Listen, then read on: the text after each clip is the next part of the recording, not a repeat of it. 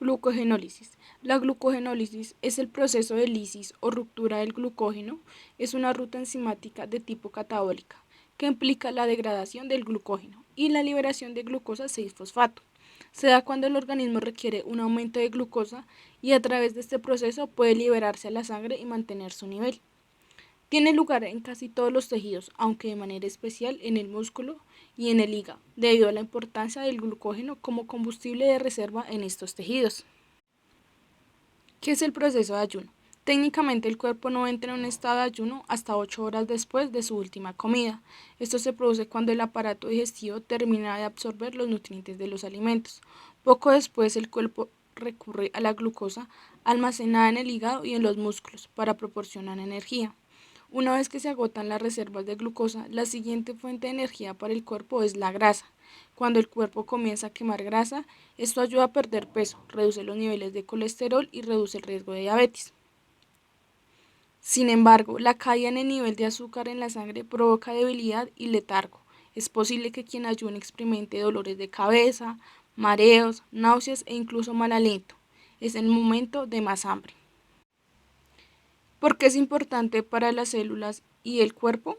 Es importante porque a través del proceso de glucogenólisis el organismo es capaz de obtener glucosa que se dirige tanto al hígado como a los músculos. En el hígado, cuando la glucogenólisis se produce en el hígado, se libera glucosa a la sangre, proceso asociado al mantenimiento de un valor aceptable de la glicemia, nivel de azúcar en la sangre. Este proceso también tiene mucha importancia en el traslado de glucosa al cerebro, dado que la glucosa solo es capaz de llegar hasta allí a través del torrente sanguíneo. La fuente de energía del cerebro es la glucosa que recibe desde la sangre. La dotación de energía al cerebro en forma de glucosa hará que aumente la capacidad de concentración y que éste funcione de manera más eficiente, habrá menos cansancio y más enfoque en la actividad que se está realizando. En los músculos. En el caso de la glucogenólisis que se genera en el ámbito muscular, esta es de vital importancia porque permite que los músculos reciban energía cuando el organismo está realizando alguna actividad intensa, como por ejemplo una rutina muy exigente de ejercicios físicos. Entonces, la glucogenólisis es el proceso a través del cual es posible liberar energía de forma rápida cuando los músculos lo necesitan. Es la manera de utilizar esa energía reservada en el organismo en forma de glucógeno. La posibilidad de tener un reservorio energético es fundamental para el organismo y solo puede lograrse a través del glucógeno, que guarda la glucosa en las células y la mantiene accesible para el momento en el que el cuerpo lo reclama. Un reservorio de energía escaso se traduce directamente en un bajo rendimiento de las funcionalidades del organismo. Si un músculo no recibe la energía suficiente durante un momento de ejercicio intenso, puede fatigarse y lesionarse gravemente. Por esta razón, se recomienda a los deportistas una alimentación rica en carbohidratos para que los reservorios de glucosa bajo la figura del glucógeno sean abundantes y puedan responder a las exigencias de los entrenamientos constantes y de alta intensidad. Fases del proceso de ayuno en la glucogenólisis. Dentro del proceso de ayuno, las primeras células que van a tener una implicación directa van a ser las del hígado, ya que éstas van a liberar glucosa. Para responder al ayuno, las células van a utilizar un proceso denominado autofagia. Este es un proceso de autorreciclaje celular que se va a iniciar a partir de las 16 horas. Este es un mecanismo metabólico donde la basura del organismo se va a convertir en energía y asimismo se va a ir limpiando. Este proceso va a estar presente en las células eucariotas, las cuales se van a encargar de la degradación y del reciclaje de los componentes celulares con el objetivo de que el organismo fase en el hígado se va a liberar la mayor parte de los azúcares y de los aminoácidos que acceden a él a través de la vena porta y también donde van a participar las células de los hepatocitos. Estas células van a captar estos nutrientes en mayor o menor cantidad dependiendo de los factores como el tipo de dieta y del intervalo del tiempo entre cada ingesta.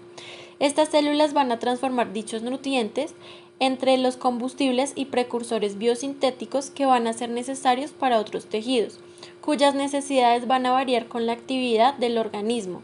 En este sentido, se puede decir que el hígado tiene una gran flexibilidad metabólica para adaptarse a las distintas circunstancias y mantener la homeostasis de la fase. Se va a producir una hipoglucemia que se caracteriza por el consumo de lípidos, donde la misma hipoglucemia se va a encargar de permitirles a los mecanismos que digieran el consumo de lípidos, donde va a actuar directamente sobre el hipotálamo, terminaciones nerviosas suprarrenales y en el páncreas.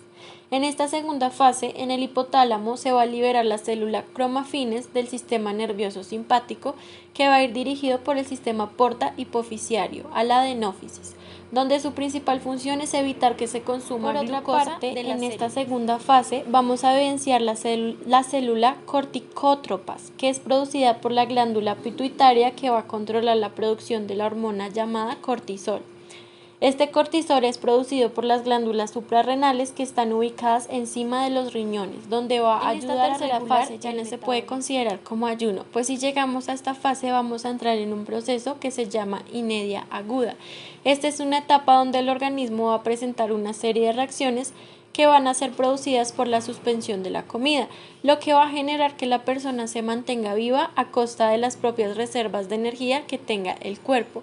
En este proceso irreversible, que puede ir encaminado hacia la muerte, en esta etapa el organismo ya ha quemado prácticamente todas sus reservas, lo cual va a empezar a consumir sus proteínas, las cuales van a ser necesarias para la vida, y en ese momento es cuando la persona poco a poco va a empezar a bajar de peso hasta morir.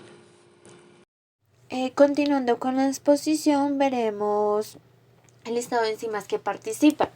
Existen 3 tipos de enzimas principales que participan en el mecanismo metabólico del glucógeno. La principal es la glucogenofosforilasa. Esta enzima es utilizada para remover las moléculas de glucosa de los extremos de la cadena de glucógeno. Para que esta enzima pueda hacer su acción, utiliza el proceso llamado fosforólisis, donde se emplea un fosfato inorgánico para romper los enlaces alfa 1,4 que hay entre glucosas. Por esto la glucosa es liberada como glucosa 1-fosfato, pero esta enzima no es capaz de romper los enlaces alfa 1,6 que se encuentran donde están las ramificaciones del glucógeno. Cuando esta enzima llega a 4 glucosas antes del punto de ramificación, se detiene y no continúa haciendo su proceso.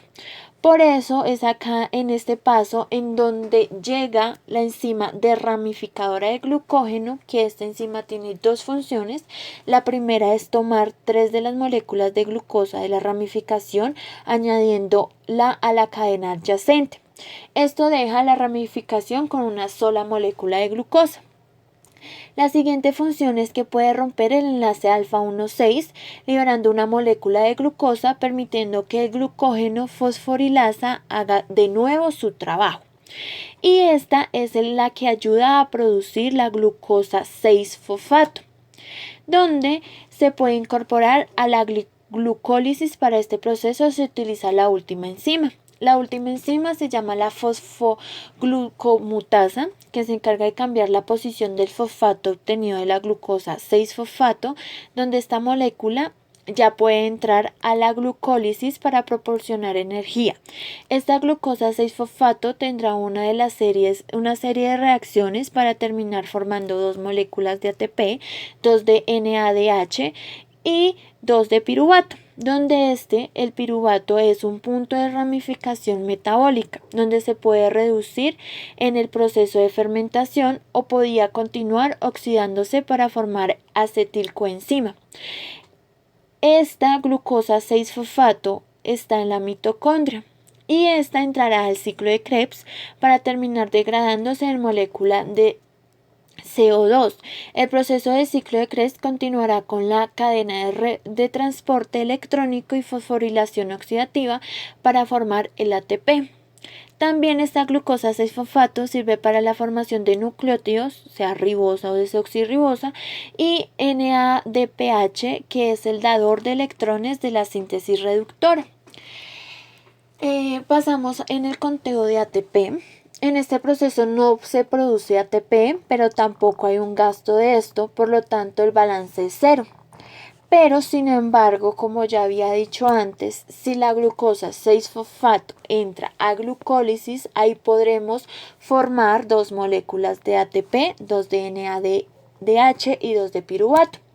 Pero sin embargo, hay una de las enzimas que sí necesita como una molécula de ATP, que es la glucógeno-fosforilasa, que libera una molécula de glucosa ya activada. Guarda ATP y requiere una molécula de ATP para sintetizar otro glucolítico, como la fructosa 1,6-bisfosfato.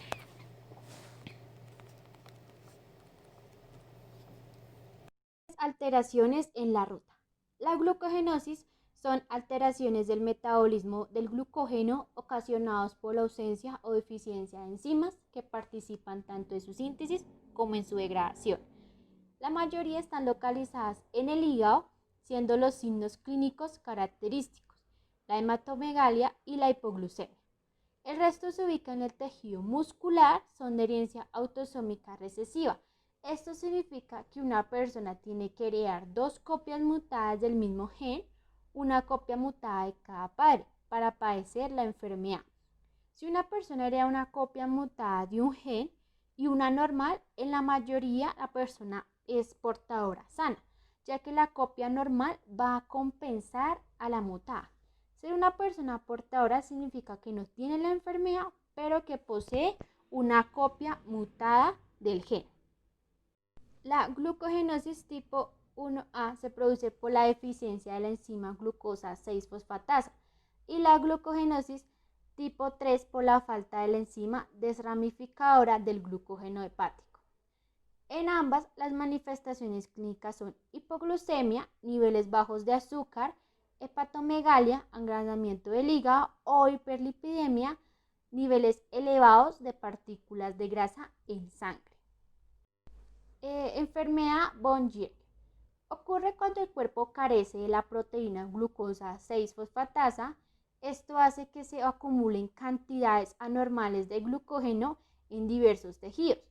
Cuando el glucógeno no se descompone de manera apropiada, lleva a que se presente hipoglucemia, un nivel bajo de azúcar en sangre. La enfermedad es hereditaria, lo cual significa que se transmite por padre a hijos.